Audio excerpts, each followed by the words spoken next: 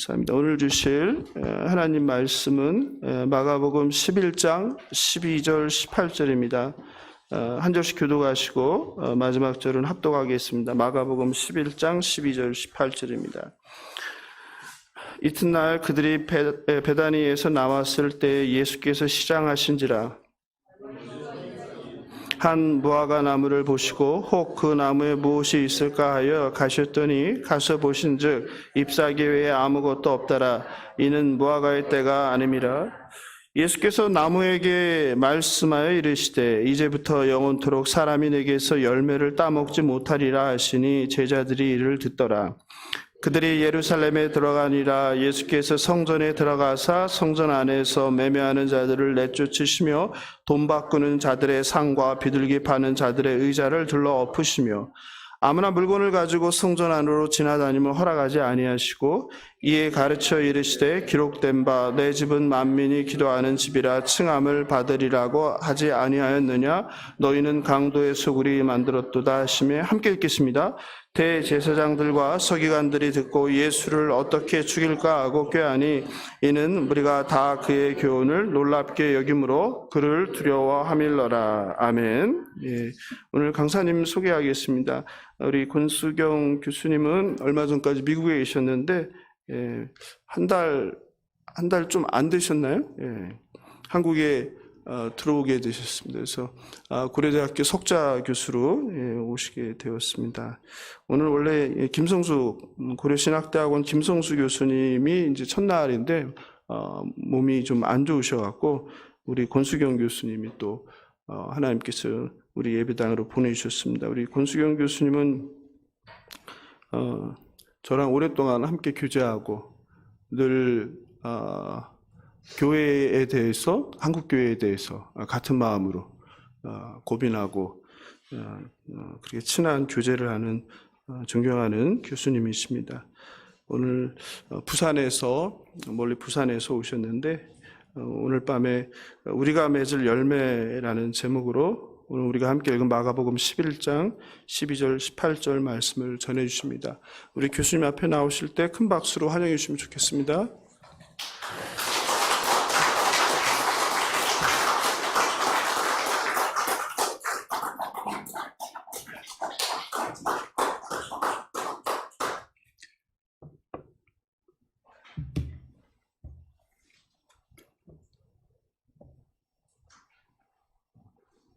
반갑습니다.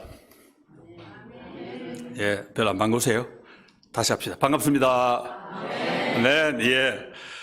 사랑하는 친구 강태우 목사님을 통해서 오늘 이렇게 여러분을 뵙게 되었습니다. 우리 주 예수 그리스도께서 주시는 은혜와 사랑이 이 시간 예수 사랑교회 성도 여러분에게 넘치기를 기원합니다. 예, 저는 저 남쪽, 예, 부산에 있는 고신대학교에서 가르치고 있는 목사 권수경입니다. 부산에서도 남쪽 끝인 영도라는 섬에 있습니다. 한국에서 벚꽃이 가장 일찍 피는 그런 동네입니다. 벚꽃하고 대학교하고 연결한 이야기 들어보셨습니까? 앞으로 학생들이 적어서 대학이 많이 문을 닫을 텐데 벚꽃 피는 순서로 망할 거다. 뭐 그런 이야기들이 있습니다. 그래서 저는 남쪽 끝에 있어서 조금 긴장되는 그런 마음입니다. 우리 강 목사님하고는 오래전에 사랑의 교회 갱신 공동체를 통해서 알게 되었는데 죽이 너무 잘 맞아가지고 지금까지 인간적인 죽이 아닙니다. 성령 안에서 좋은 교제를 나누어 오고 있습니다. 오늘 고난주가 특별 집회 여러분과 함께 하게 되어 참 기쁩니다. 예정됐던 강사가 건강 때문에 펑크가 나 얼마나 감사한지. 이제 설교 시작했으니까 원래 강사님 이제 빨리 나으셔도 될 줄 믿습니다. 우리 속담에 꽝 대신 닭. 제가 닭입니까? 일단 속담을 뭘로 붙여야 됩니까? 어떻게 바꿔야 됩니까? 그건 또 김성수 님 미안하잖아요. 꽝 대신 꽝. 우리를 이렇게 모이게 하신 우리 주님께 감사와 찬송을 드리면서 오늘 이 한 시간이 우리 주님께는 영광, 우리 모두에게는 은혜가 되기를 간절히 바랍니다. 오늘 시작된 이번 한 주간을 무슨 주간이라고 부릅니까? 고난 주간, 그렇죠? 영어로 뭐라 그러지요? 갑자기 영어 나오지, 이 사람. 우리 강태호 목사님도 원래 영어 강사하시던 분인데. 그죠, 목사님? 뭐죠? 예. 영어로는 패션 위크. 알고 계시는데, 갑자기 회로를 한국말에서 영어로 바꾸기 좀 어렵죠, 그죠? 예, 패션 위크. 이 패션이란 말은 원래 열정, 감동, 또는 감정, 수동, 이런 뜻도 있죠. 그와 함께 고난 또는 순환, 그런 뜻도 있습니다. 한 20년 전에 2004년에 패션 오브 크라이스트, 그런 영화 한국에 개봉돼서 기억나십니까? 영어로는 The Passion of the Christ 되어 있는데, 멜 깁슨이 만든 영화지요. 예, 그리스도의 순환, 그런 뜻인데, 주님의 십자가 고통을, 특별히 육체적 고통, 정신적 고통, 이런 것들을 아주 적나라하게 묘사해서 굉장히 화제를 끌었던 그런 작품이죠. 그 패션입니다. 우리를 구원하러 오신 하나님의 아들 예수 그리스도께서 이 구원사역의 절정으로 어제 십자가를 지시러 예루살렘에 이제 들어오셔서 이번 한 주간을 지나면서 이제 한 걸음 한 걸음 무엇을 향해서? 십자가를 향해서 이제 가까이 나아가십니다. 우리 주님의 고난은 사실 이 한 주간에 국한된 게 아니지요. 우리 주님의 고난이 언제 시작됐습니까? 하늘 보자 버리고 이 땅에 오신, 그게 바로 우리 주님의 고난의 시작입니다. 왜요? 하나님이신데, 하나님이 어디로? 피조물 세계로, 이 피조 세계로 오신 그 자체가 이미 고난의 시작이었다고 볼 수 있습니다. 그러니까 사람이 되어 살아가신 생애 전체가 고난의 생애였다, 그렇게 볼 수 있지요. 그래서 우리 1년 365일을 고난주간 지키는 건 아니잖아요. 왜 그럼 이주간을 지킵니까? 그 생애 전체가 고난이지만 그 가운데서도 고난의 절정이 뭡니까? 십자가 죽음이고, 그죠? 그 십자가 죽음의 결과 우리가 대망하는 사흘 뒤에 부활하신 그런 영광이 이어졌기 때문에 주님 생애 이 마지막 한 주간은 우리가 고난주간이라는 그런 이름으로 특별히 지키고 있습니다. 여러분, 주님이 하늘 보자 버리고 이 땅에 오셨다 그랬지요? 주님이 이 땅에 오신 이유가 뭐겠습니까? 왜 오셨습니까? 구원하러. 왜 우리를 구원하고 싶어 하셨습니까? 우리를 사랑하시기 때문에. 그렇죠. 우리를 사랑하셨기 때문에 이 땅에 오셨습니다. 그래서 주님이 이 땅에 계시는 내내 제자들에게 주님이 제자를 얼마나 사랑하시는지 계속 보여주셨는데, 그 사랑이 마지막 이 한 주간에 가장 찬란하게 빛이 나고 있습니다. 우리 교회 이름이 뭡니까? 빨리 안 나옵니까? 시간이 걸리네. 예수사랑교회. 그렇죠? 예. 무슨 뜻을 담고 있습니까? 주님이 우리를 사랑하신다, 그런 뜻을 담고 있죠. 참 아름다운 이름입니다. 우리가 가진 복음을 두 낱말로 다 압축하면 하나는 예수, 하나는 사랑. 아멘. 그렇죠. 예수, 사랑. 예. 그래서 예수 사랑 교회. 주님이 우리를 사랑하시는구나, 그런 고백이 교회 이름에 들어 있습니다. 그런데 주님 사랑을 받고 나서 보니까 우리가 또 어떻습니까? 우리도 주님을 사랑하게 됩니다. 주 예수 날 사랑하심으로, 그 다음 뭐죠? 내가 또 예수를 사랑하네, 내 주 대신 주를 참 사랑하고. 더 하면 설교가 너무 길어지니까 좀 합시다. 더 하고 싶지만, 그죠? 예. 예수가 우리를 사랑하시고 또 우리가 또 예수를 사랑한다. 주님과 우리가 아름다운 사랑을 주고 받는다, 그런 이야기죠. 여러분, 사랑에도 짝사랑이라는 게 있습니다. 짝사랑 해보셨습니까? 괴롭지요? 그건 사랑인데 괴롭습니다. 그런데 주고받는 사랑은 어떻습니까? 얼마나 즐겁습니까? 얼마나 기분 좋습니까? 최고의 기쁨을 주지요. 예. 아까 우리 행복이라고 노래 불렀는데 왜 행복입니까? 하나님 우리를 사랑하시고 우리가 하나님 사랑하니까 주고받으니까 얼마나 좋습니까? 자, 주고받는다, 그런 말이죠. 우리 예수 사랑교회는 정말 아름다운 이름을 가졌습니다. 그런 이름을 가졌으니까 이제 할 일이 뭡니까? 좋은 이름을 가졌으면 뭘 해야 됩니까? 이제 이름 값을 해야지요. 그렇죠. 아멘. 예.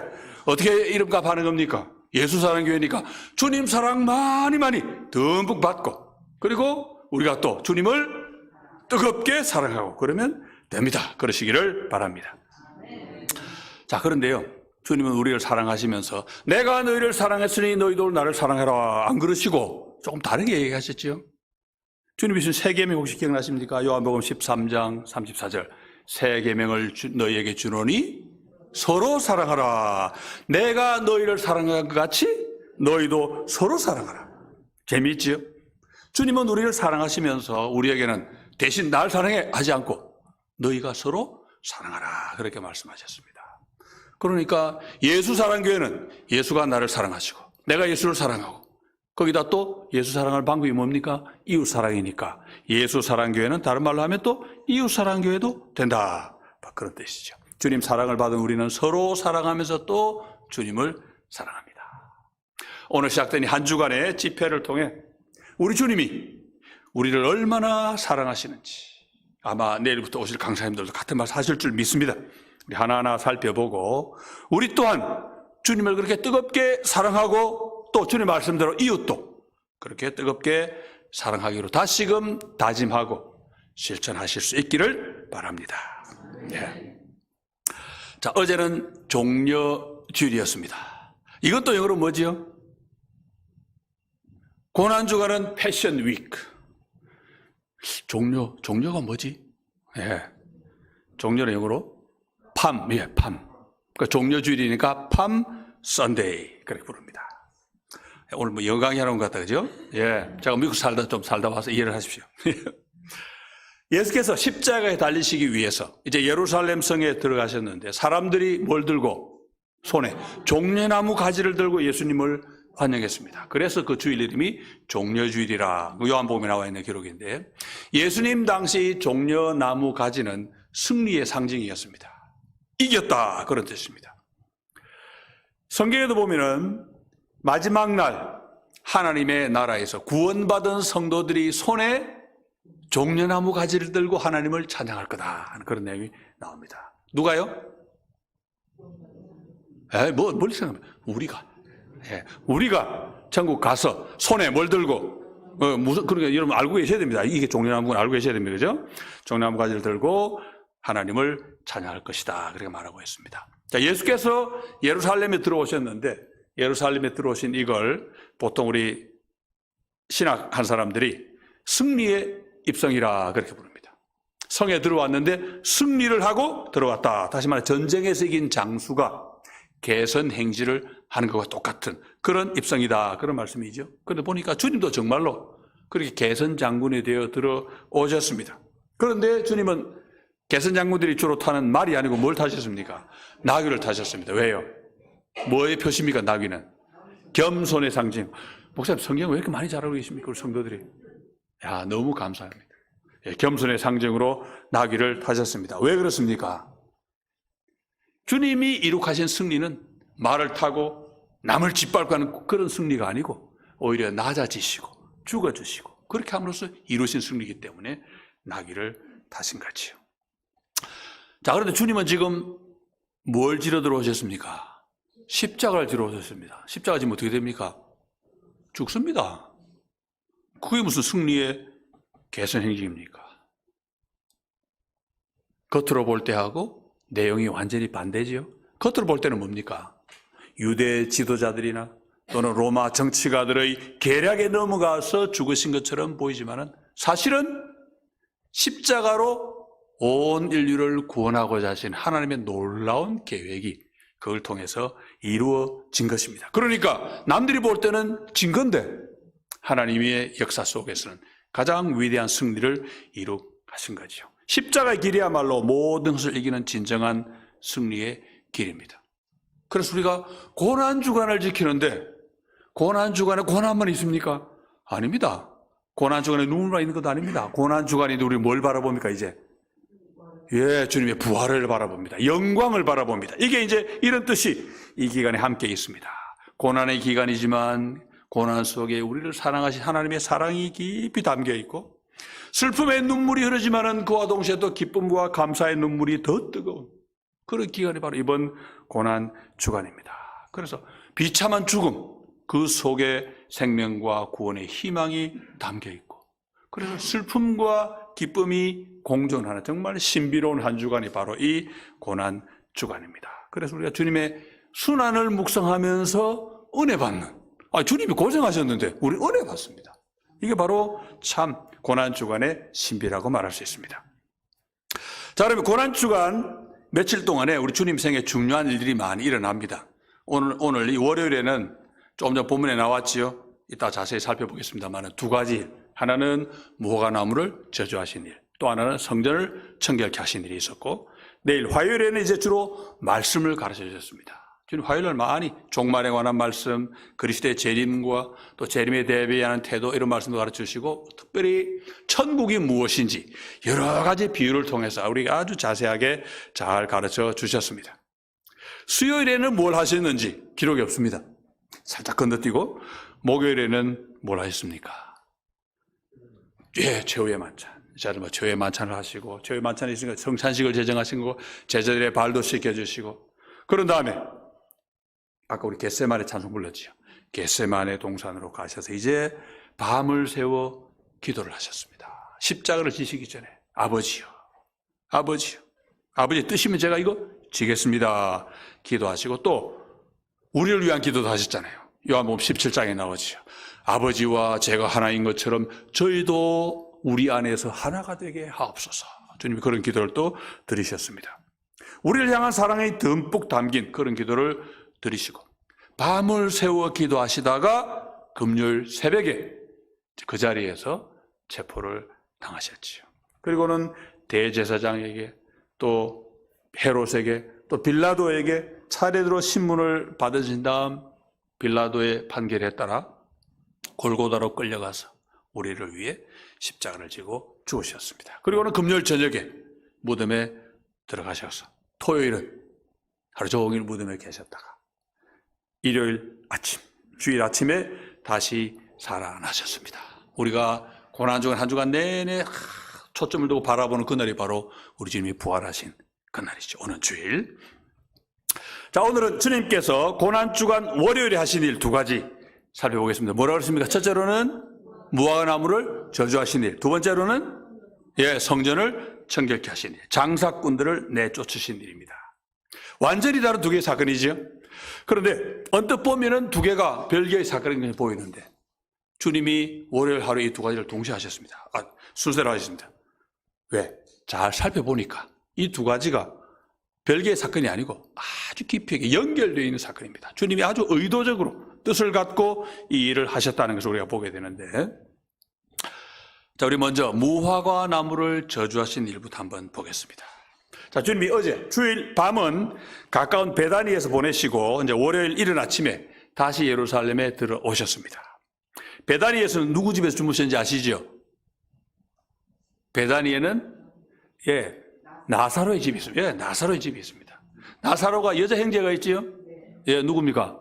마리아하고 마르다. 우리말로 번역을 못해요. 왜? 우리말은 순서를 모르는 번역을 못합니다. 이게 누나인지 여동생인지 우리 모르잖아요.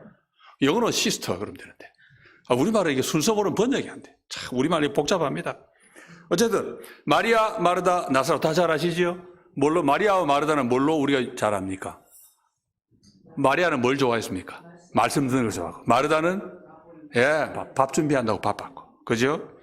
근데 마르다가 잘못했다. 예수님은 마리아가 좋은 걸 택했다 하셨지만 사실은 마리아 역할을 하는 사람도 필요하고 마르다 역할도 필요하잖아요.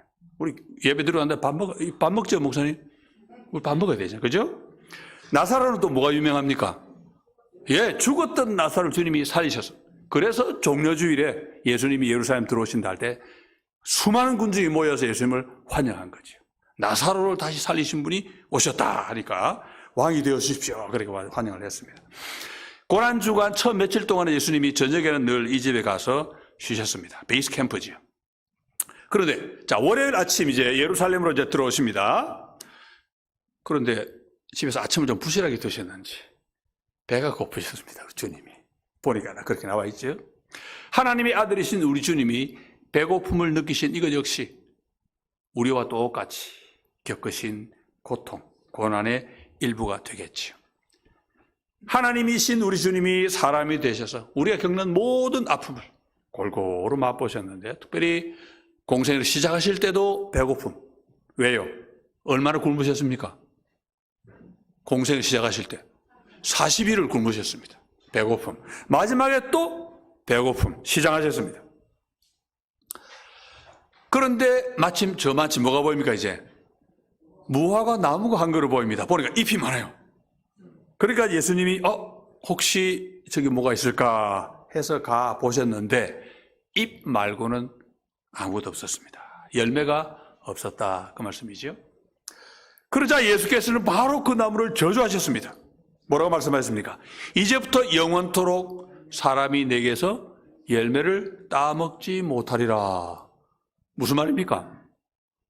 너 이제 죽었다. 그렇죠? 나무 죽었어. 언뜻 보면은 예수님도 참 심술궂다, 그런 생각이 들죠. 왜요? 아무리 배가 고프셔도 그렇지 열매 좀 없다고 저주까지 뭐 하실 거 있나, 그런 생각이 좀 들지 않습니까? 성경에 보면요, 예수님이 그 한마디로 나무가 말라 죽어버렸습니다. 천지를 주관하시는 하나님의 아들이 하실 일이 없어가지고 나무한테 화풀이를 하셨나? 도대체 배가 얼마나 고팠길래 그러셨을까? 뭐 별 생각이 다 듭니다.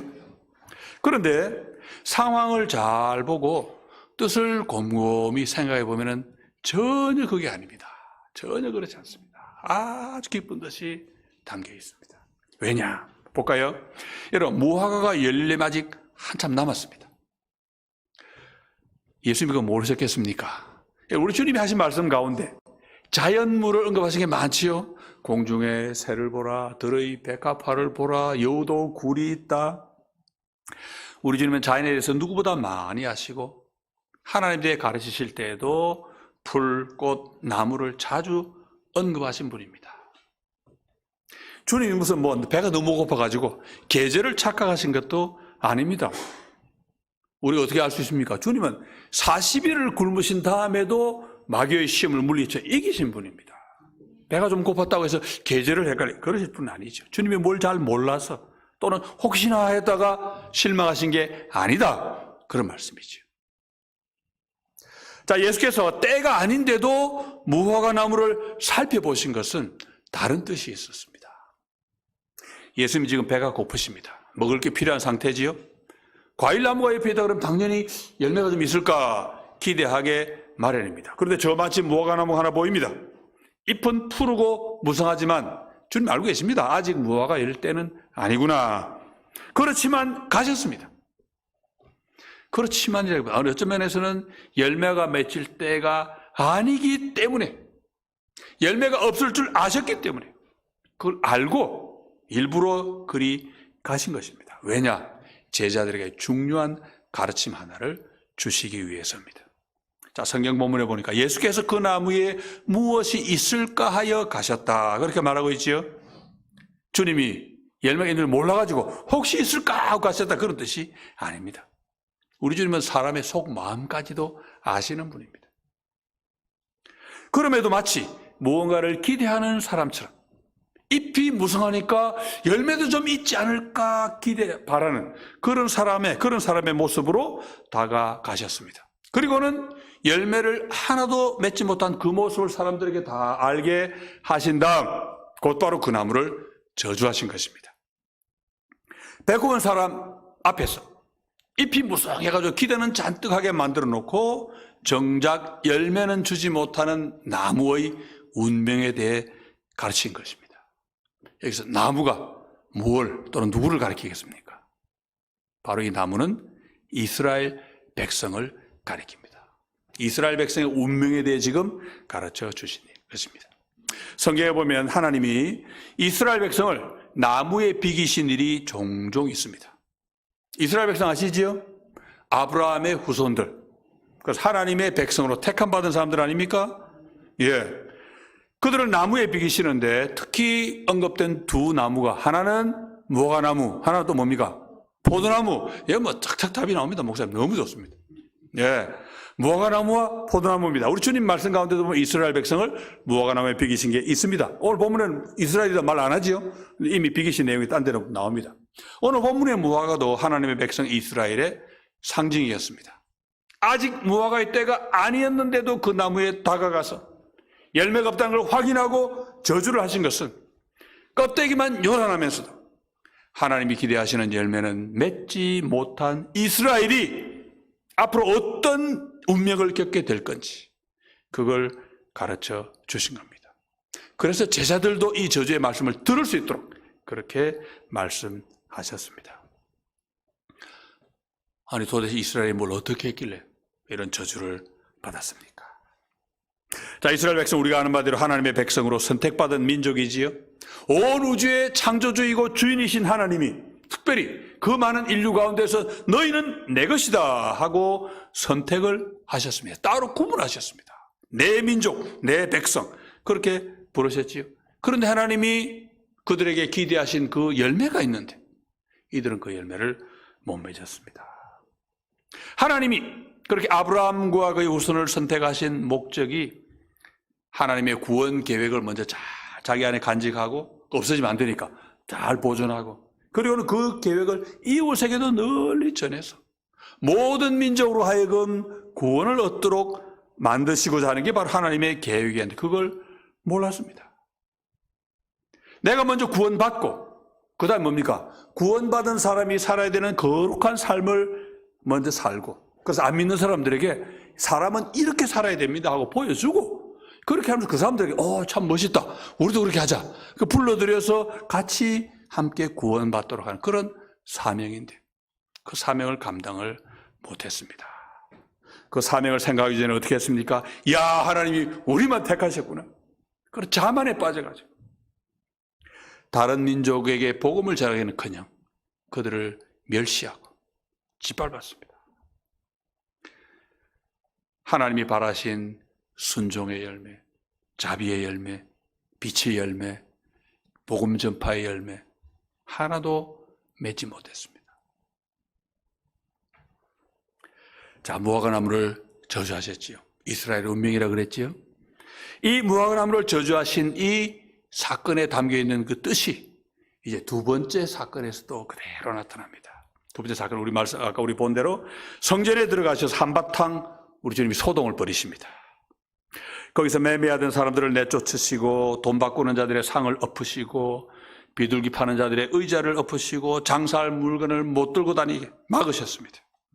왜 그렇게 하셨습니까? 주님이 직접 말씀으로 가르치시지요. 본문 17절에 보니까 기록된 바 내 집은 만민이 기도하는 집이라 칭함을 받으리라고 하지 아니하였느냐. 너희는 강도의 소굴을 만들었도다. 아니 이게 무슨 말씀입니까? 성전에서 장사하는 게 잘못이면 그냥 나가라 뭐 그러시면 되지. 야 강도의 소굴이라 좀 심한 말씀 아닙니까 이거? 뭐 장사하는 사람들이 혹시 뭐 거기서 바가지 좀 씌웠는지 모르겠어요. 그렇지만 어쨌든 돈을 주고 받고 정상적인 거래를 했으니까 뭐 강도라고 하는 건 좀 심한 거 아닌가 그런 생각도 들긴 합니다. 그런데 주님이 인용하신 이 말씀은 구약성경 이사야 56장에 나오는 말씀인데 이 말씀이 있는 이사야서로 가보니까 왜 강도의 소굴이라고 하셨는지 그 뜻이 나옵니다. 주님이 왜 이렇게 행동하시고 왜 이런 심한 근데 알고 보면 안심해요. 이 말씀하셨는지 알 수 있습니다. 이 말씀을 간단히 말하면 하나님이 유대인뿐 아니라 아브라함 후손뿐 아니라 이방인들까지도 다 구원하실 것이라는 예언의 말씀입니다. 이사야 56장 6절 7절인데 자, 또 여호와와 연합하여 그를 섬기며 여호와의 이름을 사랑하며 그의 종이 되며 안식일을 지켜 더럽히지 아니하며 나의 언약을 굳게 지키는 이방인마다 이방인이죠. 이방인마다 내가 곧 그들을 나의 성산으로 인도하여 기도하는 내 집에서 그들을 기쁘게 할 것이며 그들의 번제와 희생을 나의 제단에서 기꺼이 받게 되리니 이는 내 집은 만민이 기도하는 집이라 일컬음이 될 것임이라. 이게 하나님의 말씀입니다. 하나님 지금 이방인에 대해 말씀하고 계시지요. 이방인이라도 여호와를 믿고 여호와의 언약을 지키기만 하면은 그들을 하나님의 거룩한 산으로 인도하시고 그들이 바치는 제사도 기쁘게 받겠다. 그렇게 말씀하셨습니다. 이방인도 유대인과 똑같이 구원을 받을 것이다. 그 말씀이죠. 그리고는 성전을 가리켜 뭐라고 했습니까? 만민이 기도하는 집이라. 이 만민은 그냥 모든 사람 그런 뜻이 아닙니다. 뭐 영어로 all people 한데 되지만 all nations. 모든 나라, 모든 민족이 함께 하나님께 기도하는 집이 될 것이다. 유대인은 하나입니다. 그 중에 이방인 모두 다 모여서 함께 하나님께 기도하는 집이 될 것이다. 그렇게 말씀하셨습니다. 그런데 아직은 아니지요. 왜? 유대인이 구원을 독점하고 있습니다. 나누지 않고 자기만 독점하고 있습니다. 그렇지만 때가 올 것입니다. 언제입니까?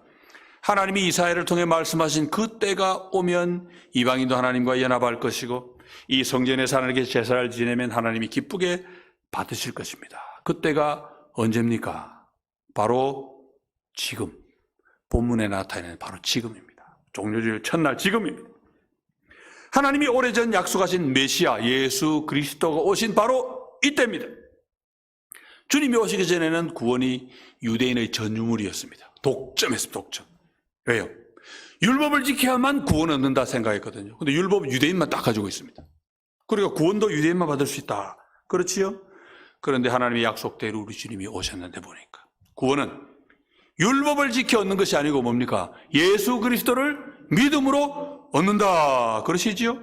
하나님이 은혜로 주십니다. 은혜가 뭡니까? 공짜로 그냥. 여러분 경상도 말 잘 모르시죠? 저는 경상도 원어민인데 경상말로 하나님이 주시는 거예요. 그냥 주시는 거예요. 이게 은혜입니다. 하나님이 그냥 주신 은혜를 무엇으로? 믿음으로 받기만 하면 됩니다. 그게 우리의 구원입니다. 그런 시대가 왔습니다. 지금까지 배제되었던 이방인도 이제는 주 예수를 믿기만 하면 하나님의 백성이 될 수 있습니다. 그래서 요한복음에 보면은 종려주일날 어제죠. 예수께서 이방인인 헬라 사람 몇 사람이 주님을 만나고 싶어 합니다 하는 그 말씀 듣자마자 뭐라고 이야기하시냐니까 요한복음 12장 23절에서 인자가 영광을 얻을 때가 왔다 그렇게 말씀하십니다. 무슨 말입니까? 이제는 이방인들이 오래전 말씀이 예언한 그대로 예수 그리스도를 구주로 믿어 이 메시아를 믿어 구원받을 때가 왔구나. 그 메시아의 영광이지요. 인자가 영광을 얻을 때가 왔구나. 메시아가 이 땅에 오신 그 목적을 이룰 때가 왔다. 그런 말씀이죠.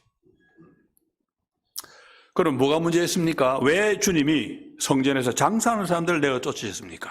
자, 두 가지 이유를 생각해 볼 수 있는데 첫째로는 이들이 판을 벌인 자리가 잘못됐습니다. 자, 이들이 장사한 곳을 보통 그 부르는 이름이 있습니다. 그 뭔가 하니까 이방인의 뜰 하는 곳입니다. 이방인의 뜰. 오래전 하나님이 솔로몬에게 성전을 지으라 말씀하셨지요. 그런데 그때도 유대인만 제사해라 그렇게 말씀하시지 않고 이방인들도 와서 나에게 제사를 지낼 수 있다 그렇게 말씀하시고 이방인들 역시 예배할 수 있도록 배려를 하셨습니다.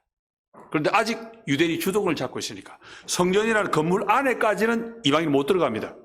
더러워진다고. 그렇지만 성전 바깥에 이방인들도 하나님 앞에 제사 드릴 수 있는 공간을 따로 만들어 놓으셨습니다. 그런데 사람들이 장사판을 벌인 자리가 바로 그 자리였습니다. 이방인들은 딴 데는 못 갑니다. 거기만 갈 수 있는데 그 자리를 점거해가지고 장사를 하고 있으니까 이방인들이 하나님께 나와 예배할 수 있는 기회를 아예 박탈을 당한 거지요. 하나님 앞에 와서 제사하거나 기도할 기회를 박탈당한 겁니다. 빼앗긴 거지요. 빼앗아가는 걸 한자로 뭐라 합니까? 빼앗아가는 사람. 강도잖아, 강도. 강도. 그래 예수님 말씀하신 거예요. 강도의 소굴을 만들었구나. 왜? 물건 가져가는 강도가 아니고 그들이 들어야 될 복음과 그들이 드려야 될 제사와 그들이 받아야 될 구원을 빼앗아 간 거니까 훨씬 심한 강도죠. 그런데 이 강도의 소굴을 만들었다 그렇게 말씀하십니다. 재산 빼앗는 강도 참 못됐지만 구원을 뺏어가는 강도라면 정말 못된 날강도지요. 주님 말씀이 전혀 심한 말씀이 아니라 하고 말씀드렸잖아요. 전혀 심한 말씀. 참 이 정도는 굉장히 절제사실 말씀 같아요. 그래서 주님이 이렇게 과격해 보이는 행동을 하신 겁니다. 이제는 율법의 벽이 무너지고 모든 사람에게 구원의 소식이 전파되어야 하는데 아직도 하나님의 뜻을 어기고 구원의 길을 가로막고 장사를 하고 있으니까 주님 보실 때 얼마나 답답하셨겠습니까? 여러분 이 부분 성경을 읽을 때 이방인 만민이 기도하는 집 그런 여러분 좀 뭔가 좀 와닿아야 됩니다. 왜요? 이게 남 이야기가 아닙니다. 누구 이야기입니까 지금? 우리 이야기입니다. 우리 이야기입니다. 유대인들이 점거한 그 자리는 우리가 하나님께 갈 수 있었던 바로 그 자리였습니다. 못 오게 막은 거지요. 그러니까 장사꾼들을 내어 쫓으신 주님의 그 행동은 바로 여기 앉아있는 우리를 위해 주님이 하신 일입니다. 주님의 사랑이 담겨있는 정말 멋진 행동이시죠. 주님께서 장사꾼들을 내쫓아 주신 덕분에 우리가 이렇게 예수를 믿고 구원을 얻게 되었습니다. 유대인들의 횡포를 제거하시고 이방인은 우리도 얼마든지 오너라 주님 앞으로 나올 수 있도록 불러주셨습니다. 이런 본문에 보면 예수님 참 화끈하시지요. 예. 이 화끈해 왜 그렇습니까? 야, 우리를 이렇게까지 사랑하시는구나. 그걸 느낄 수 있는 거죠. 자, 첫 번째는 장소가 잘못됐다 그랬죠? 자, 두 번째로는 예수님이 이미 오셨다는 사실을 그 장사꾼들이 아직도 모르고 있었기 때문입니다. 여러분, 성전이 뭡니까? 성전은 말 그대로 하나님의 집입니다. 하나님이 거하시는 장소입니다. 왜 그런 집이 필요했습니까? 하나님은 온 우주에 창조주십니다. 어디더라 다 계십니다.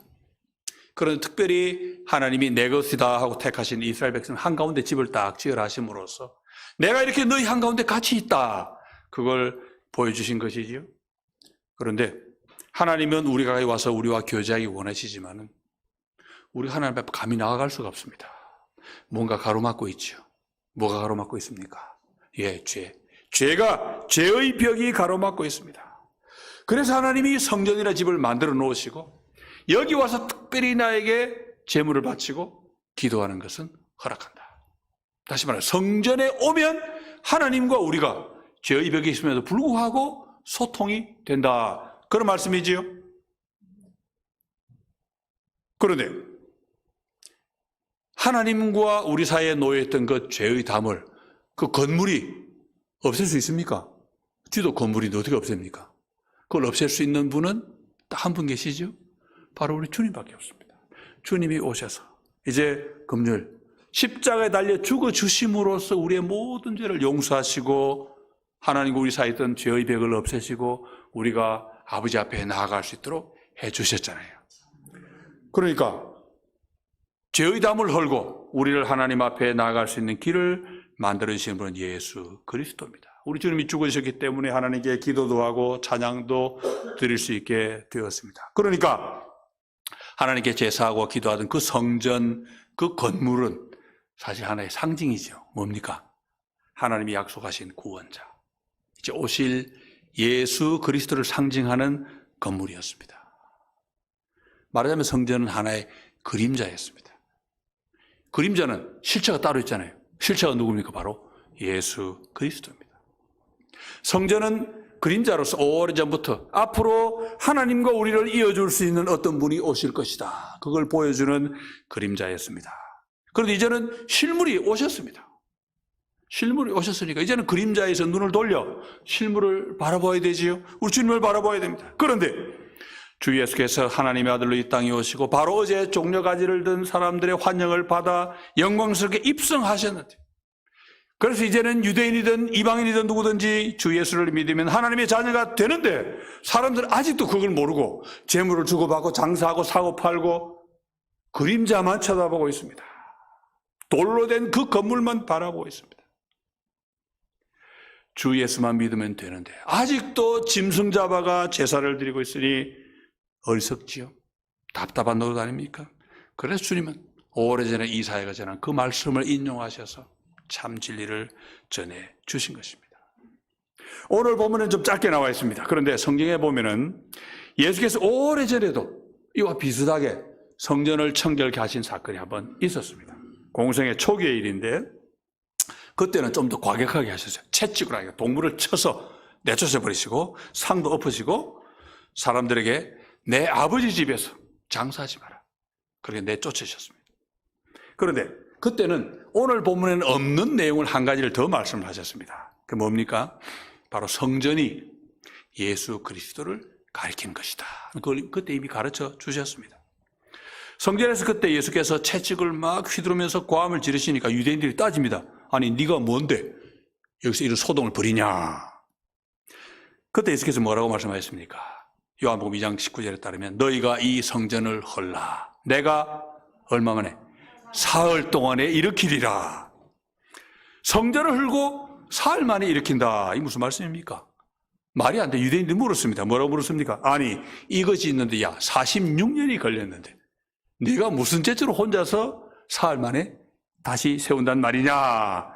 말귀를 못 알아듣는 거지, 유대인들은. 주님이 말씀하신 뜻이 뭡니까?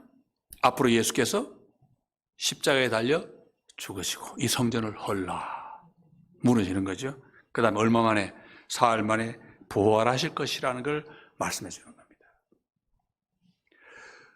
이번 주간 우리가 기념하는 주님의 고난과 부활에 대해서 미리 말씀하신 거지요. 그런데 예수님이 처음 이 말씀하셨을 때는 제자들도 그게 무슨 말인지 몰랐습니다. 나중에 주님이 영광을 받으시고 난 다음에, 부활하시고 난 다음에 비로소 그때 그 말씀이 그런 뜻이었구나.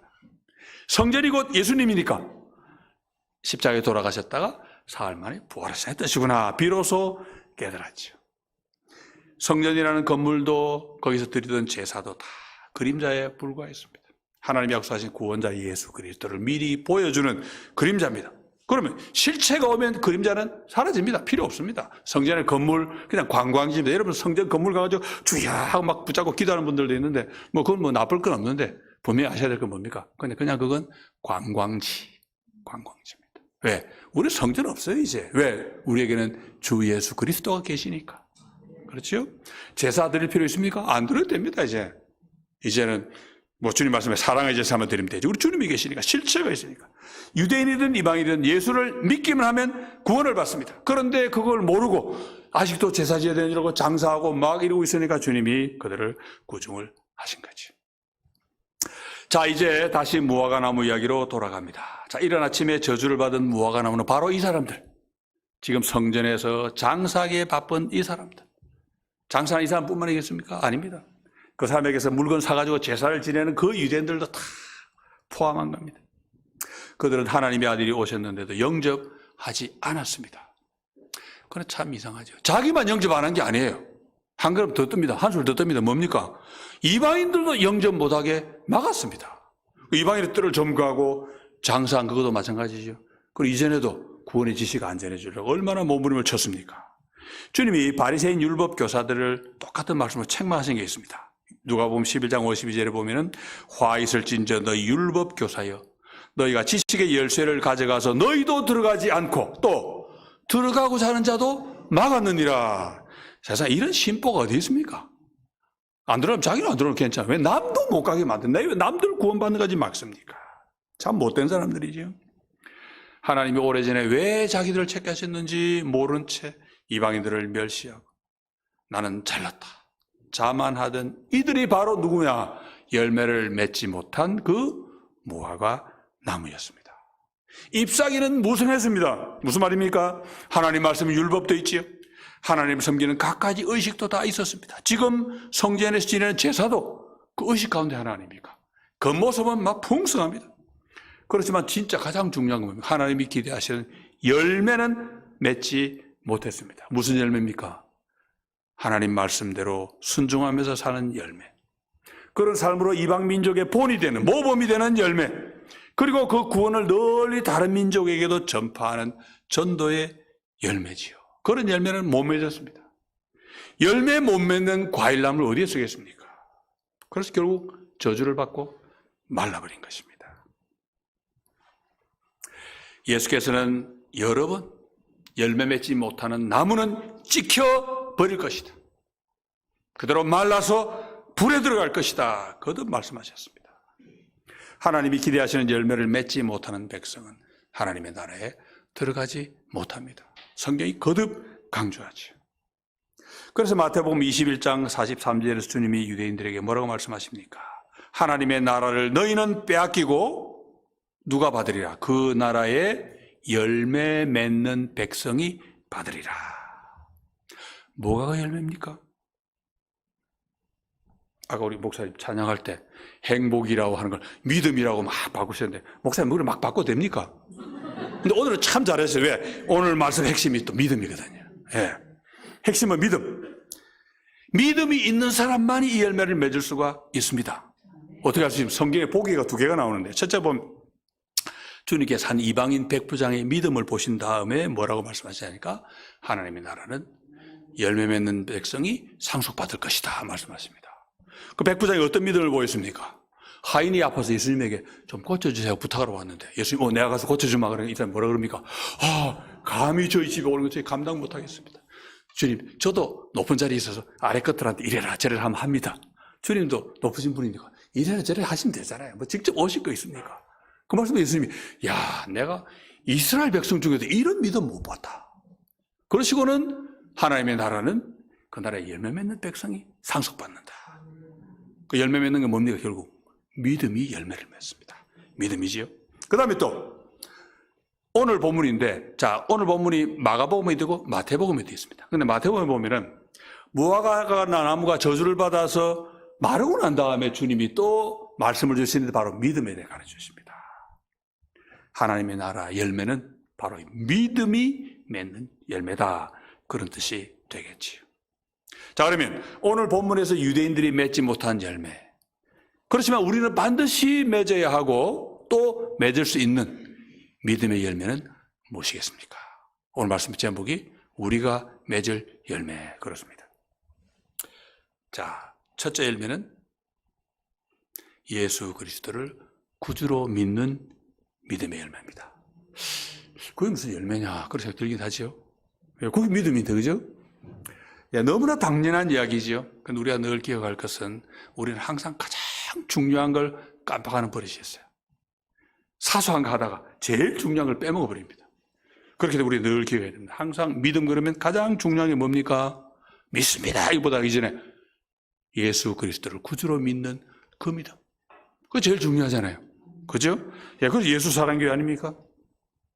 예수께서 여러 해 동안 하나님 나라를 전파하신 뒤에도 믿는 사람도 있었지만 안 믿는 사람이 더 많았습니다. 자, 이제 예수님께서 그 일을 거의 마무리하시고 이제 십자가에 죽으시려고 예루살렘에 오셨는데도 사람들은 그걸 모르고 지금 장사하기 바쁘지요. 짐승 잡아 제사 지내기 바쁘지요. 재물도 사고 팔고 돈도 주고받고 정신없습니다. 그러면서 정작 그 모든 그림자가 보이는 실체, 실물 예수 그리스도에게는 관심조차 주지 않았습니다. 여러분 주 예수가 없는데 재물이 무슨 소용이 있습니까? 예수를 모르면서 소, 양, 비둘기 수십 수백 마리 잡아 바친들 무슨 소용이 있습니까? 주 예수께서 무화과 나무를 저주하시고 성전을 깨끗하게 하신 오늘 우리는 우리에게 이 믿음의 열매가 있는지 다시 한번 돌아보아야 되겠습니다. 여러분 예수님 당시 사람들이 바빴던 것처럼 우리 오늘도 여러분 사람들 바쁩니다. 교회 일로 바쁘고 기독교다 하면서 바쁘고 분주하게 다닙니다. 그거 다 좋은 겁니다. 제가 나쁘다고 말씀드리는 거 아닙니다. 그렇지만 그 모든 것이 무성한 잎사귀로 그칠 수 있기 때문에 정말 조심해야 됩니다. 여러분 우리 한국교회 정말 열심히 아닙니까? 열심히 모이고 기도 많이 하고 말씀에 대한 열정도 뜨겁습니다. 세계 어딜 가도 없는 두 가지 우리 한국교회만 있는 두 가지 옛날에는 한 가지인데 요즘 두 가지로 늘었어요. 첫째는 뭐겠습니까? 새벽기도 우리 한국에 있습니다. 요즘 하나 더 늘어서 뭐겠습니까? 성경 필사. 세계 어딜 가도 성경을 직접 집필을 하는 나라 우리 대한민국밖에 없습니다. 얼마나 열심인지 몰라요. 우리 한국교회만 합니다. 그런데 그 모든 것이 참 믿음을 화합하지 못하면 결국 경건의 모양으로 끝나고 경건의 열매를 맺지 못할 수 있습니다. 잎은 무성하면서 열매는 하나도 없었던 그 무화과 나무 꼴이 되는 거죠. 잎이라도 없으면 차라리 낫죠. 잎은 무성하면서 열매가 없다면 어떻게 되겠습니까? 그러니 우리가 가진 이 믿음은 참 믿음이라 해야 됩니다. 우리가 교회에서 하는 말씀, 기도 이 모든 것들이 사실은 훈련이잖아요. 그죠? 제자 훈련, 무슨 훈련 많이 하잖아요. 그죠? 여러분 훈련을 왜 합니까? 훈련하는 이유가 뭡니까? 싸움 잘하자고 하는 거 아닙니까? 전쟁터에 나가 이기자는 거 아닙니까? 근데 우리는 맨날 훈련만 하고 전쟁터에는 안 나가고 그러면 안 되잖아요. 훈련 잘 받았으면 가서 마귀와 싸워서 이겨야 될 거 아닙니까? 그런 열매를 우리가 맺어야 될 줄 믿습니다. 하나님이 인류에게 주신 유일하신 구세주 예수 그리스도를 내 구주로 모시고 그분을 내 한 영혼의 구주로 내 영혼의 구주로 반드시 믿어야 됩니다. 우리 참 믿음이 있으면 모든 일이 그 뜻에 따라 이루어질 줄 믿습니다. 자, 첫 번째 열매는 예수 그리스도를 구주로 믿는 열매. 자, 두 번째 열매 나옵니다. 두 번째 열매는 이 믿음을 나만 독점하지 말고 이웃에게 나누어주는 열매. 다른 말로 뭐라 그러죠? 전문용어로 전도의 열매, 또는 좀 멀리 가면 선교의 열매, 그리고 전도와 선교와 함께 가는 이웃 사랑의 열매도 포함이 됩니다. 여러분, 복음의 은혜는 나만 누리고 끝나는 게 아니고 먼저 누린 내가 이웃에게 끊임없이 전해야 하는 것입니다. 이웃에게 만약 전하지 않는다면, 심하게 전할 마음조차 안 생긴다면, 여러분, 내가 가진 복음이 진짜 복음인지 혹 가짜인지 여러분 진지하게 돌아보아야 됩니다. 진짜라면 어떻게 됩니까? 진짜라면 얼른 전하고 싶어요. 전하고 싶으면 막 그냥 몸이 그냥 끓습니다. 그게 진짜지. 여러분, 독점욕 들어보시죠. 독점욕. 이건 철저하게 반성경적입니다. 독점욕. 나만 가지겠다. 여러분, 오직 온 우주의 주권자이신 하나님만이 모든 것을 가지실 수 있습니다. 우리 역시 그 모든 것을 하나님께만 돌리고 그 하나님 뜻대로만 해야 됩니다. 그런데 하나님만 가지셔야 될 그 권세를 인간이 탐을 내면 그게 바로 독점적입니다. 내가 다 가져야지. 하나님은 그걸 철저하게 금지하십니다. 절대 그러지 말아라. 우리에게 좋은 것을 줄 때 하나님이 얘야 너만 가져라. 절대 안 그러십니다. 어떻게 말씀하십니까? 주실 때마다 함께해라. 나누어 가져라. 그렇게 말씀하시잖아요. 유대인들이 하나님께 버림받은 이유가 바로 이겁니다. 하나님은 너희가 먼저 믿고 그 다음 다른 사람에게 전해라. 그렇게 말씀하셨는데 이 선지자 요나 한번 보세요. 유대인들은 그게 죽기보다 싫었습니다.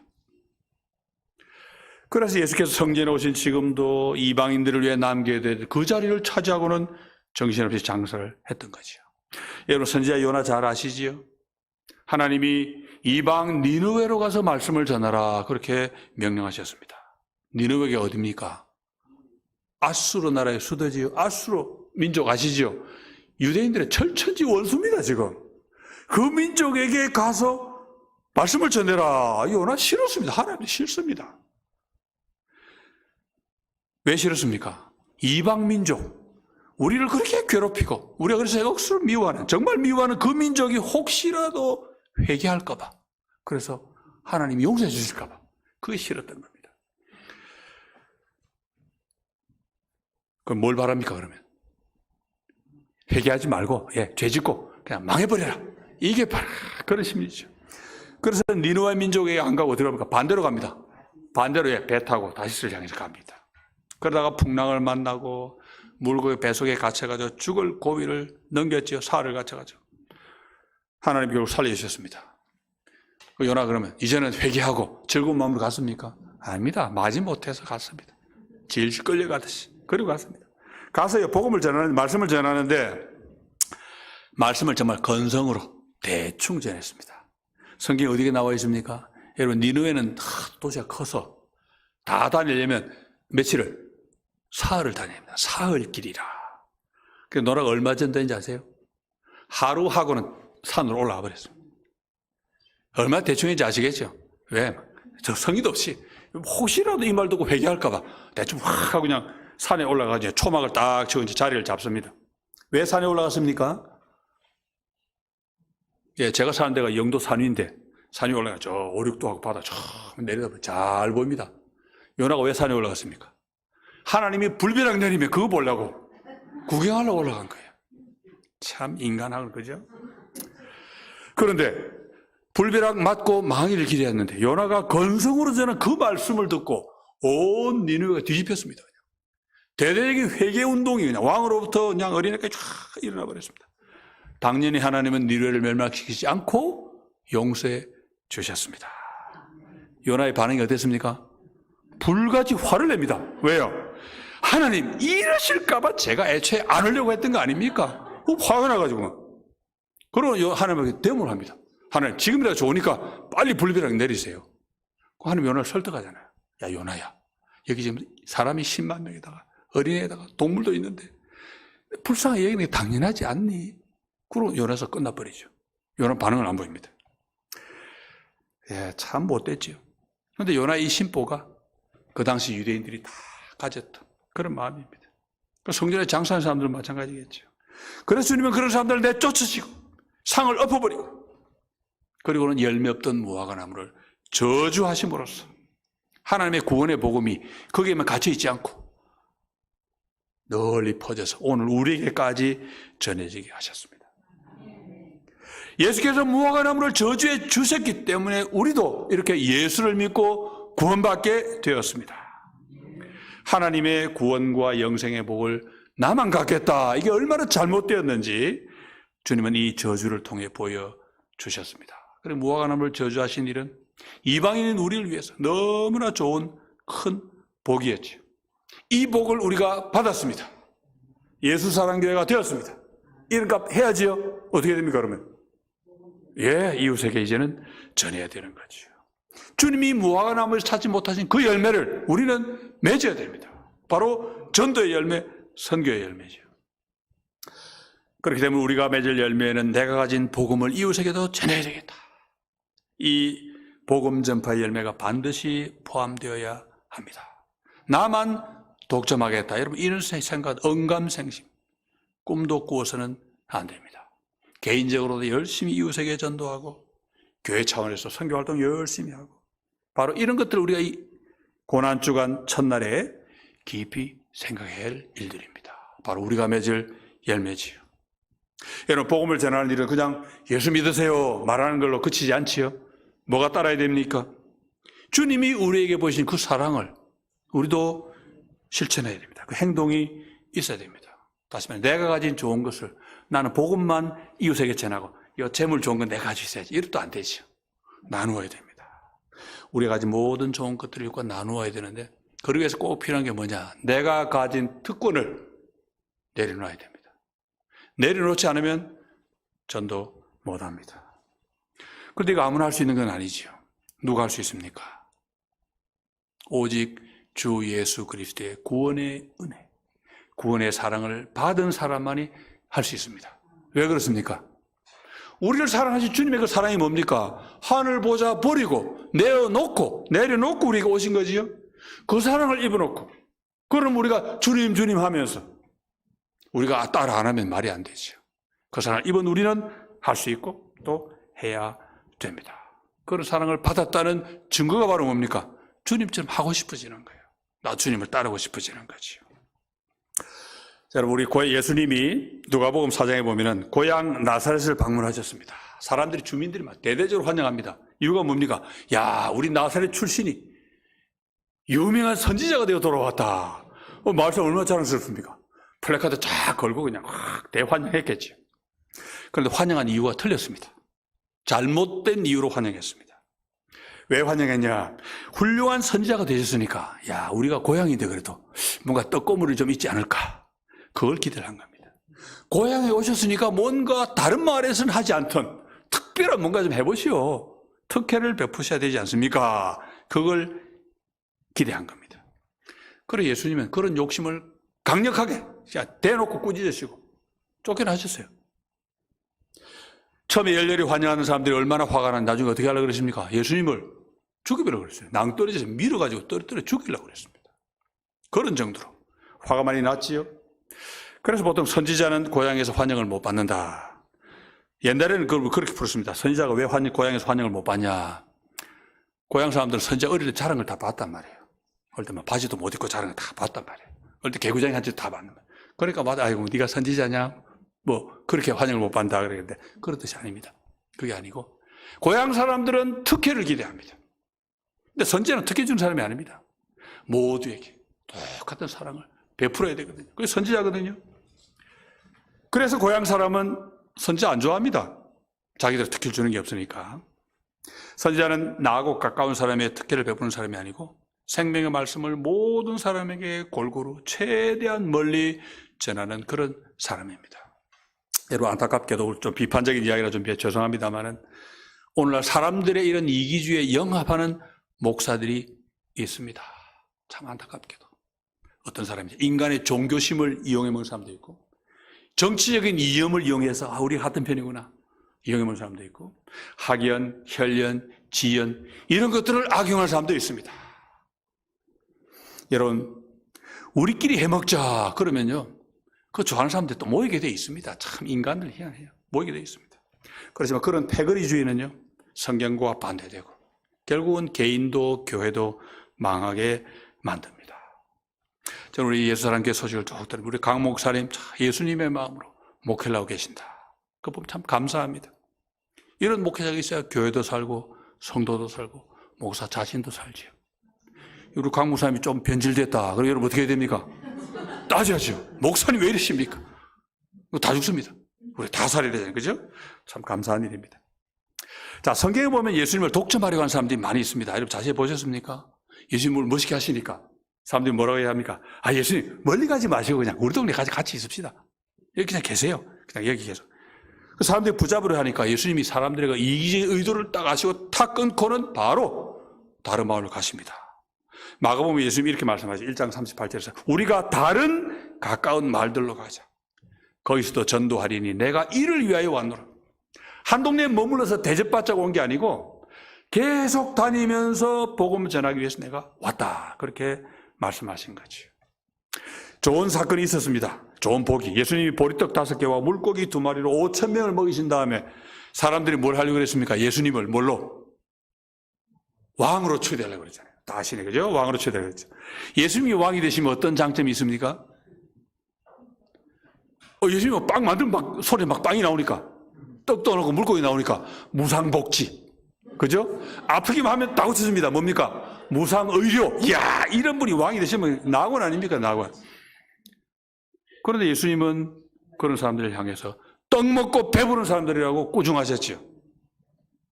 공짜밥 먹고 병 고친다고 좋아해서는 안 된다. 대신 뭘 해야 된다 그랬습니까? 뭘 보아야 된다? 떡 먹고 배부르면 안 되고 표적을 보아야 된다. 표적을 보아야 된다. 표적을 본다는 건 뭡니까? 예수님이 만드신 그 빵 먹고 좋아하고 그게 아니고 이 빵을 만드신 이런 능력자 이분이 누구냐? 아, 이분은 나의 죄를 용서하시고 나의 영생 구원을 주실 분이구나. 그걸 알아라는 말씀입니다. 주님이 오신 뜻을 바로 알아가지고 구원을 모두하고 나눠야 된다는 말씀이지요. 예수님 그렇게 말씀하시니까 그 결과가 뭐였습니까? 요한복음 보니까 사람들이 다 떠나버렸어요. 왜? 패거리를 만들고 싶었는데 예수님이 난 안 한다 그러시니까 이걸 우리 간다 그러면 가버렸어.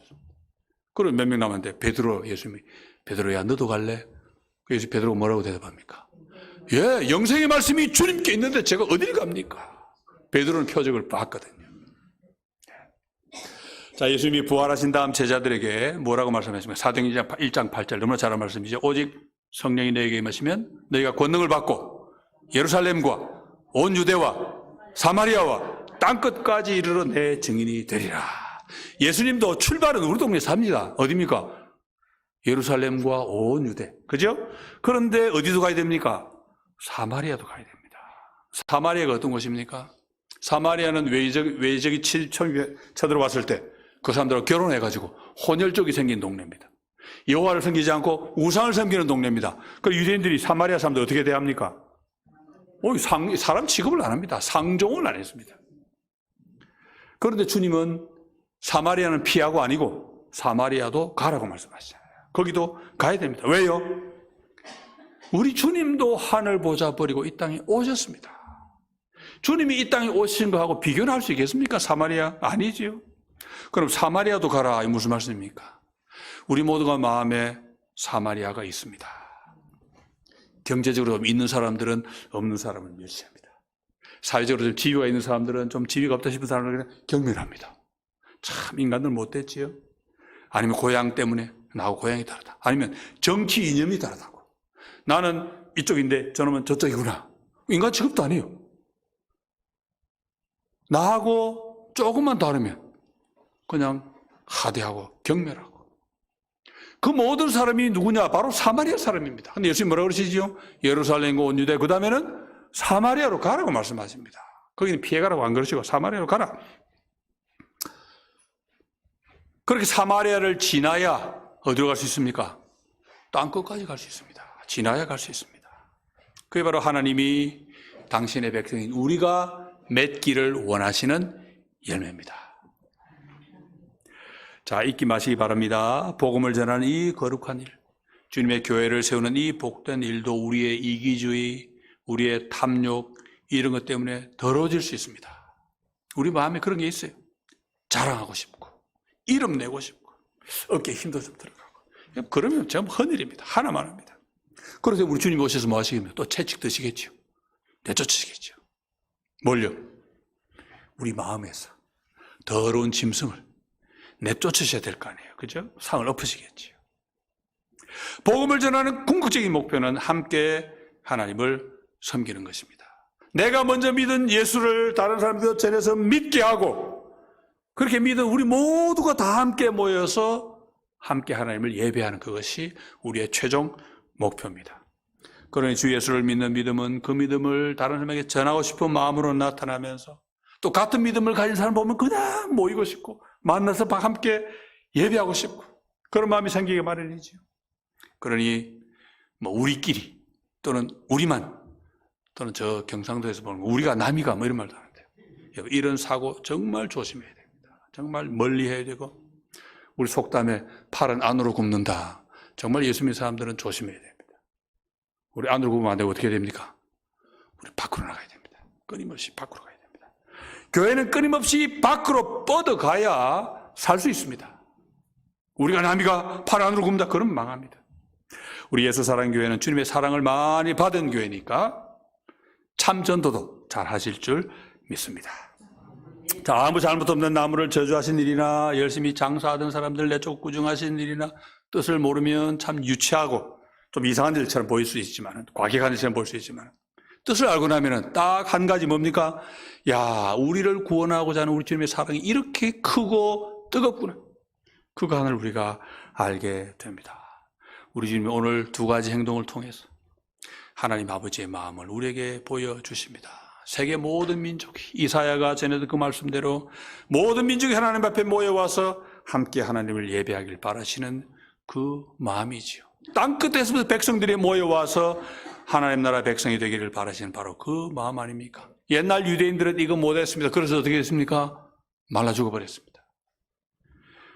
하나님이 21세기 대한민국 땅에서 이 예수 사랑교회를 세우신 것이 바로 이렇게 주 예수를 두루 전해서 열매 맺는 나무가 되라 하신 뜻임을 이 고난주간 마음에 깊이 새기시기를 바랍니다.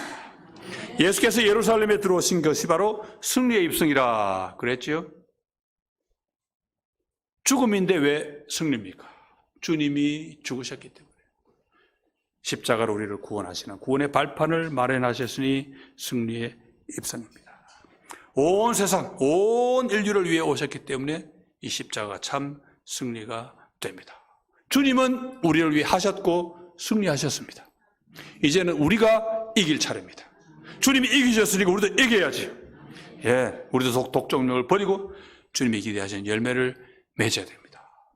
승리하신 예수를 믿는 바로 우리의 믿음일 것입니다. 이번 한 주간 매일매일 은혜의 말씀이 쏟아지리라 믿습니다. 하나하나 잘 듣고 잘 묵상하고 잘 성찰해서 크게 은혜 받고 삶에도 잘 적응해서 순종해서 은혜 받으시기를 간절히 바랍니다.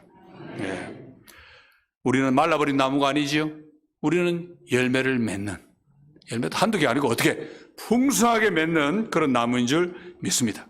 우리는 남의 구원을 길을 가로막는 날강도 아니고 하나님 앞에 감사하면서 이웃에게도 전하고자 몸부림치는 그런 사람들인 줄 믿습니다. 우리 끝으로 주의를 기울일 말씀 딱 하나 있습니다. 오늘 본문 마지막 말씀인데 대제사장들과 서기관들이 듣고 예수를 어떻게 죽일 것 하고 꾀하니 이런 무리가 다 그의 교훈을 놀랍게 여김으로 그를 두려워함이라. 무슨 말입니까?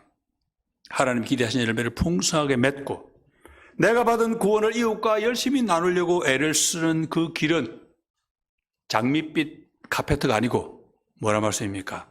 고난의 길이다 이 말씀이지요. 우리 주님은 그렇게 하시고 십자가의 길을 가셨습니다. 우리도 그 주님을 따르는 거지요. 예수를 따르는 삶에는 반드시 고난이 동반됩니다. 우리가 기억해야 됩니다. 주님이 고난을 받으셨으니까 우리도 받는 거지요. 그리고 고난 속을 한 주간은 그냥 아이고 주님이 아프시지요 이러고 말면 안 됩니다. 주님 아프시죠 해야 되지만 또 뭘 해야 됩니까?